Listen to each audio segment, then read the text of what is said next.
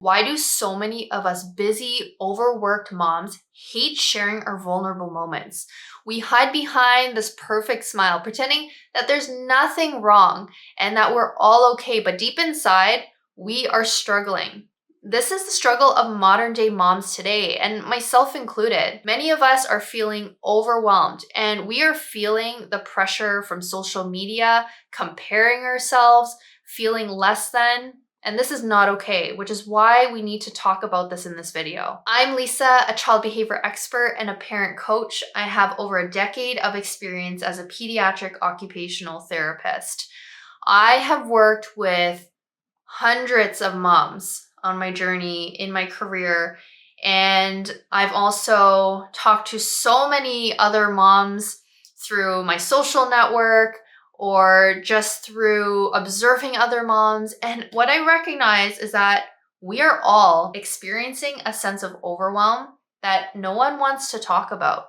We all want to pretend that we are all managing all of this. We are doing just fine juggling our careers or being a stay-at-home parent, doing all the housework, and trying to look good all the time, trying to hit the gym all the time, and all of these things, all of these expectations that we have on us is just creating so much pressure on us.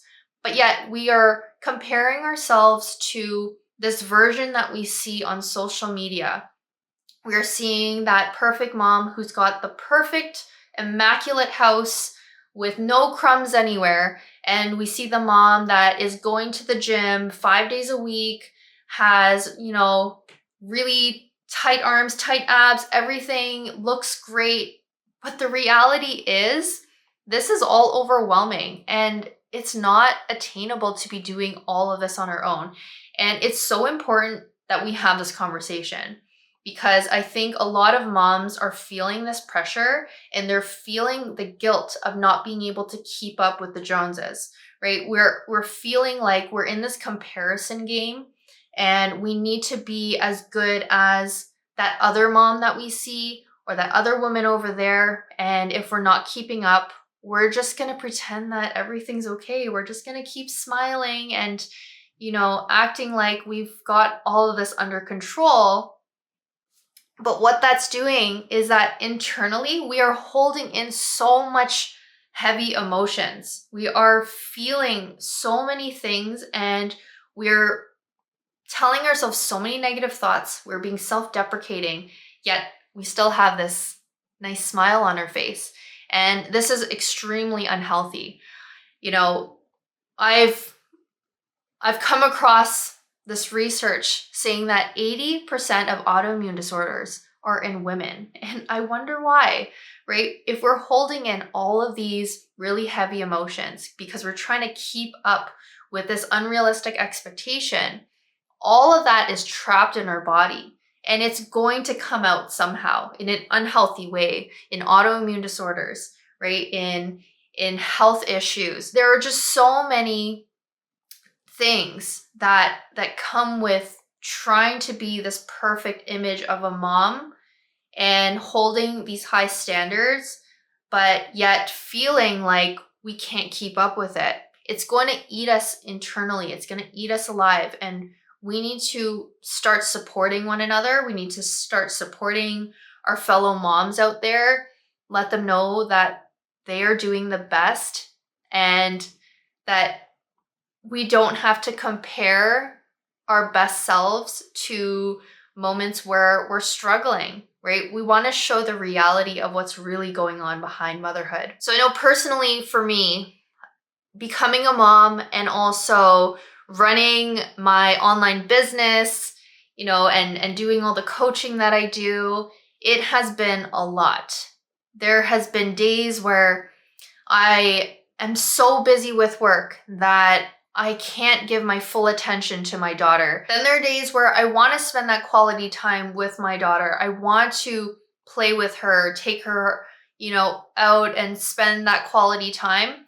But then it takes away from my work and then I feel that I'm not accomplishing, I'm not being productive. And so there's this dichotomy that I think many of us moms are feeling. And whether you work or you don't work, like even being a stay-at-home mom, that is a job within itself. The amount of work you have to do, you are constantly watching your child, you're constantly doing house chores, and there's an endless list, right? And so as moms, we are pulled from wearing one hat to wearing the next hat, to wearing the next hat.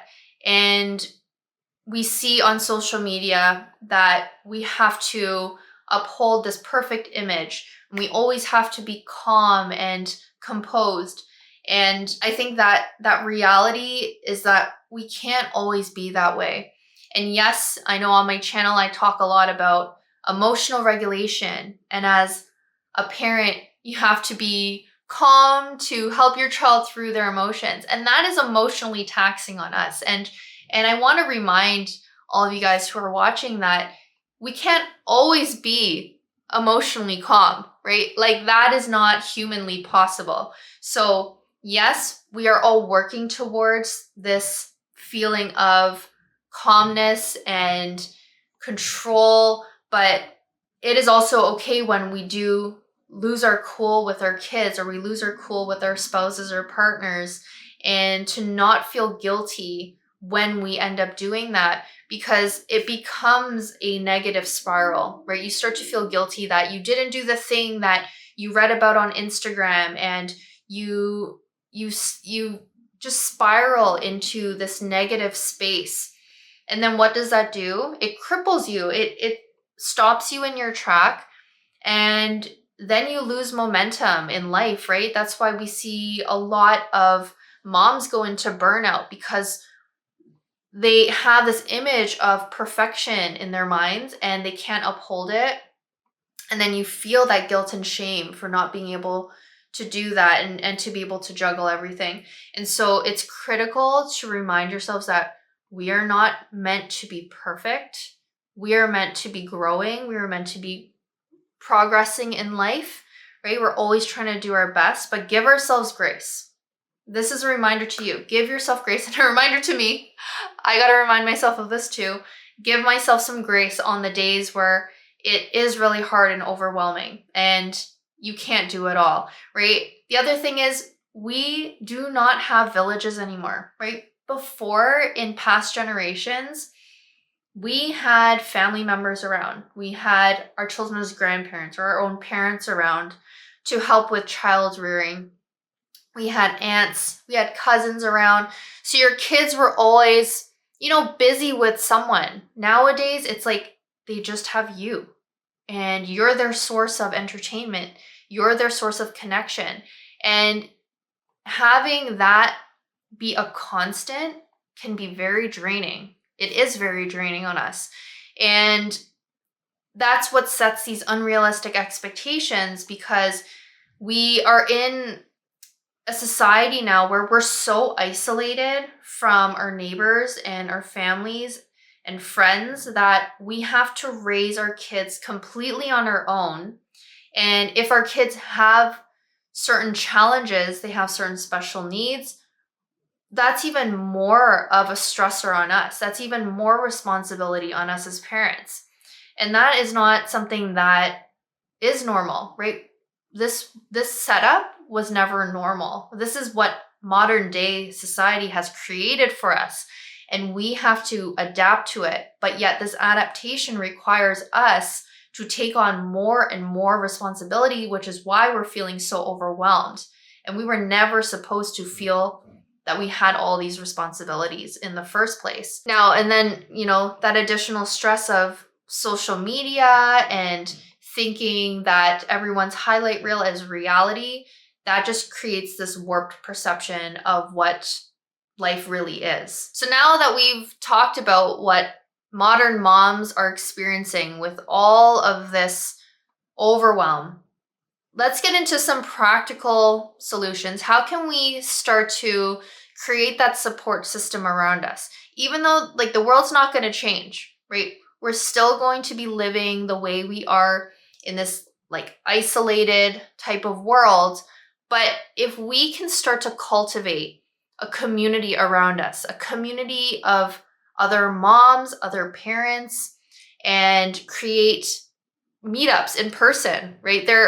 We have so many tools these days. We have the internet at our fingertips, and it is easy now to create meetup groups.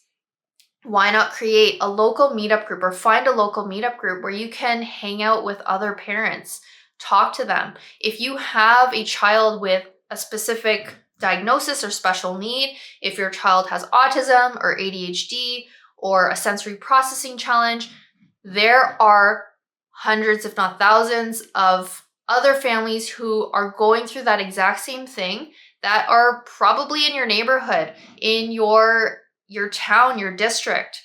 Find those communities. And if you're struggling to find them in person, or maybe your life is just not conducive to being able to actually go and meet up, then find online communities. There are so many that you can find on Facebook. There are so many that you can find on different social media platforms. A community is actually something that I have been really thinking about starting for my online social media community. All of you guys who are following me on different social media platforms, you've been telling me how helpful it would be because you feel so isolated and alone. And I would actually love to know your feedback if you think this would be helpful if I started a group of a community of parents, if specifically moms or just parents in general. And if you have a child who has challenging behaviors, if you would find a community like this helpful for you to connect with other moms and to hear some of my personal stories from families that I've worked with and what strategies and tips have worked for them. And I can share that with you guys in this community. Let me know if this is something you'd be interested. Put that in the comment section and tell me if there's anything specific, like if you would prefer a mom group versus just a generalized parent group, and if there's specific, special needs or special circumstances that you would find the most helpful if it was targeted for that. Tell me all that in the comment section. Avoiding that comparison trap is exponentially important. Like I mentioned about social media and how that can really pull you into this negative headspace because you're just comparing someone's highlight reel to your everyday life. It is always going to feel like you're not good enough. And so reminding yourself that whatever you're seeing on social media, take it with a grain of salt. This is somebody's best day that they're capturing in a minute or a minute and a half and showing to you. And it's not actually real life.